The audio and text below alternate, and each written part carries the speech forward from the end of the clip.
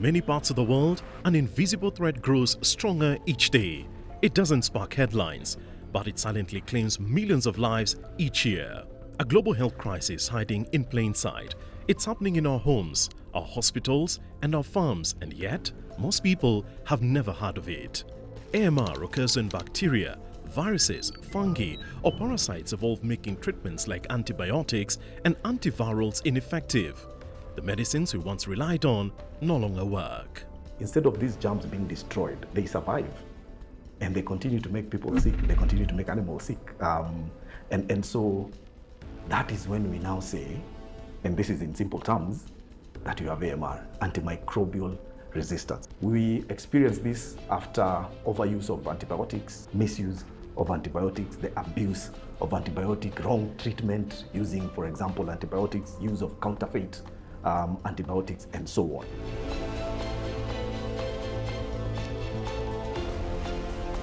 In 2024, the United Nations named AMR one of the greatest public health and development threats of our time.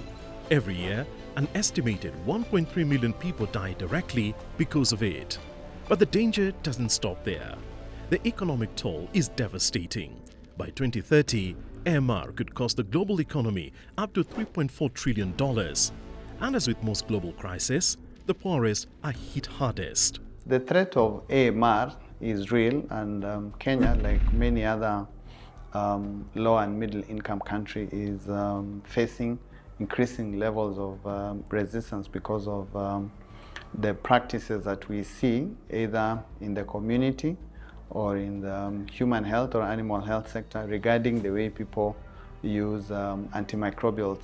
We see, for example, the unregulated access of antibiotics over the counter being one of the drivers of increasing resistance. Farmers, for example, using antibiotics inappropriately, for example, to promote growth or to prevent infections, rather than practicing proper wash of biosafety and biosecurity. When you're looking at the environment, you have pharmaceutical, hospital waste, farm waste being dumped on the environment. For example, we have resistant bacteria in the latrines and in the sewage. When people are traveling globally, moving these drug-resistant microorganisms to other places, we transfer them, for example, to other places through global travel and stuff. The truth is, AMR isn't just a health problem, it's a systems problem, and it demands a system solution. That's where the One Health approach comes in, a unified strategy that recognizes how human, animal, and environmental health are all interconnected, and how the fight against AMR must bring together all sectors: medical, veterinary, environmental, and agricultural. Across Africa, the Africa One Health University Network is training a new generation of professionals, experts who understand that to truly combat AMR, knowledge must move beyond the lab and into everyday life. We need to have a paradigm shift from what am I responsible for to what needs to be done. And we develop policy environments that help us share information and data, and policy environments and an environment that will help us think differently. We start addressing the problem instead of addressing our responsibilities. So we come back and say, our challenge here is AMR. We need to tackle AMR. Human health will come there. Animal health will be there. Plant health, wildlife health, environmental health. You'll have even guys in trade, marine systems, social sciences, the national and local administration systems coming in.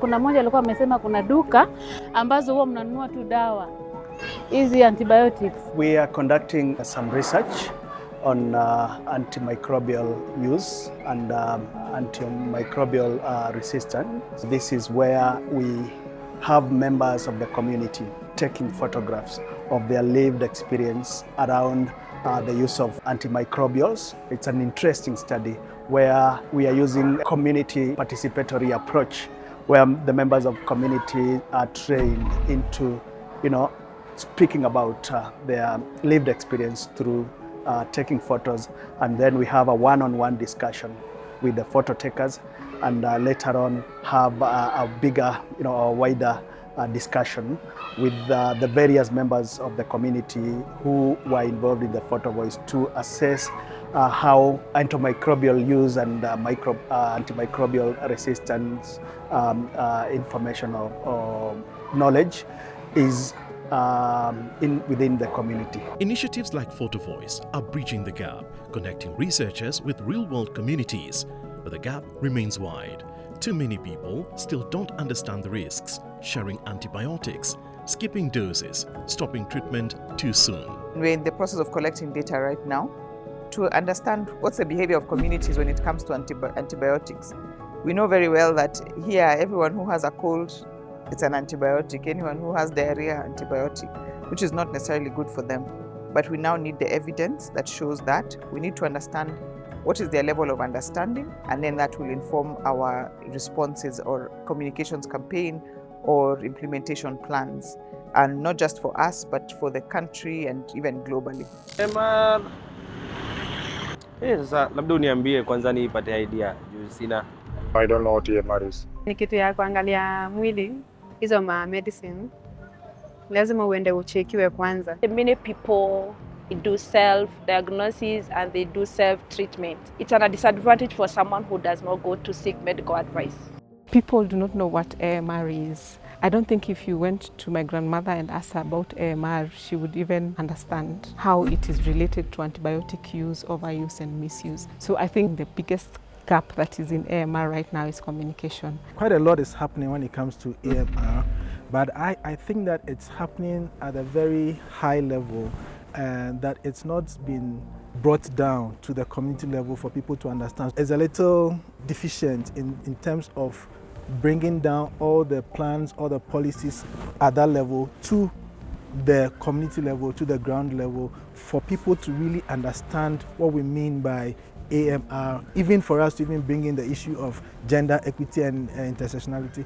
The understanding really at the basic level is not there. We need to maybe refine and maybe also contextualize our responses to AMR, because the circumstances really differ. For someone who is in an urban area, will not be comparable to someone in a rural area. So we want to contextualize our responses maybe across gender, generational, socio-economic, political, cultural and racial backgrounds. And AMR is not just a medical or economic issue.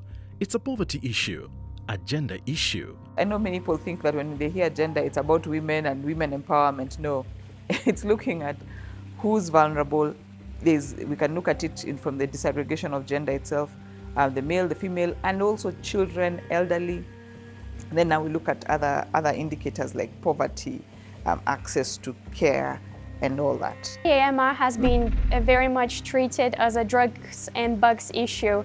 It has focused on the narrative about identifying the pathogen causing a given infection and determining whether or not it's a resistant pathogen. What that narrative is missing are the people that are sitting at the core of AMR as a public health challenge. Women, especially those who are caregivers, bear a disproportionate burden. Often, they're the first to respond to illness, but the last to receive accurate information or effective treatment. We have to go back to the people who are actually using these antimicrobials and understand how they operate in that world so that we can be able to have informed decision making driven by the community and not coming from the policymakers. So I'm a big believer of bottom-up approach, where you go to the community, listen to their needs, understand, and then package that in a manner that the policymakers will be able to understand and resource mobilize for. How do we bring out those guidance in reality? I think it's important to tailor to the realities of different contexts. I do think there's some principles that hold true across all contexts. So for example, disaggregate your data. Use it, act on it, complement it by qualitative and participatory research to understand the why. Don't just focus on the healthcare facility level, because there's so many people that never get to a healthcare facility, especially in contexts of challenge, war, fragility, potentially some urban health context, potentially some rural health context. So bring that community lens is important. Sometimes the most powerful solutions are also the simplest. Clear, relatable health education, local language messaging, trusted messengers. We need to decipher the technical jargon that we have been using and communicate very clearly and concisely to different stakeholders so that they can be able to understand what we are speaking about. And as much as possible, we need to humanize the issue of AMR. We need to provide real-life stories about people who have been affected by AMR, telling their stories so that you and I and the public can be able to understand that AMR is real and can actually affect anyone. The doctor who was seeing him, the one who had admitted him there, who was asking us now, when was the last time he was in hospital? So we told him like 2 weeks ago he was admitted in another hospital and he was in HDU. And then he said, okay, yeah, that's where the problem came from, because what he has is a bacteria that is resistant to any antibiotic, and so we can just give him a concoction. You know, we'll try as much as we can. And so we came home.